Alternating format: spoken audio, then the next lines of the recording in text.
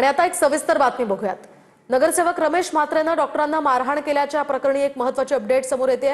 हॉस्पिटलमध्ये असलेल्या रमेश म्हात्रेला आज कोर्टात हजर केलं जाणार आहे। रमेश म्हात्रेला दुपारनंतर कल्याण सत्र न्यायालयात हजर केलं जाईल।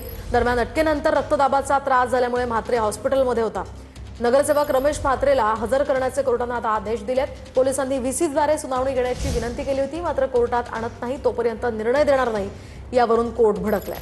तर इतर 3 आरोपींची कोठडी संपत असल्यामुळे त्यांनाही हजर केलं जाणार आहे। अधिकची माहिती आपण जाणून घेऊयात आमचे प्रतिनिधी सुनील ठिगळे यांच्याकडून। सुनील, काय अधिकचे अपडेट्स या संदर्भात?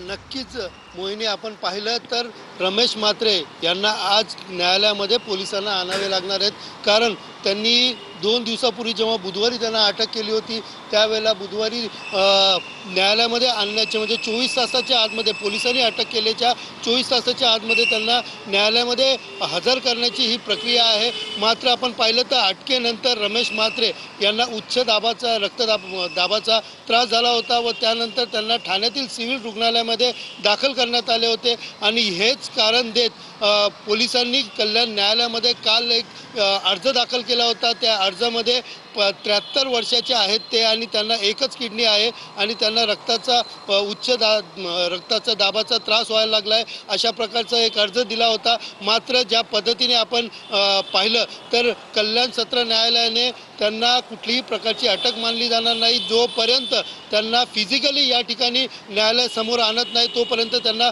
पोलीस कोठडी किंवा न्यायालयीन कोठडी देऊ शकत नाही असे आदेश दिले होते।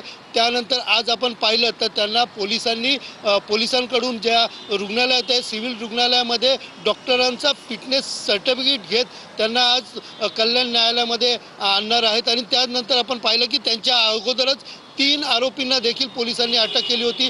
त्या 3ही आरोपींना देखील आज कल्याण सत्र न्यायालयामध्ये आणणार आहे। त्यामुळे आपण पाहिलं तर आज न्यायालय नेमकं त्यांना पोलीस कोठडी देतं की न्यायालयीन कोठडी। नक्कीच सुनील, या संदर्भातले अपडेट्स घेत राहणार आहोत। तुर्तास धन्यवाद दिलेल्या या सविस्तर माहितीसाठी।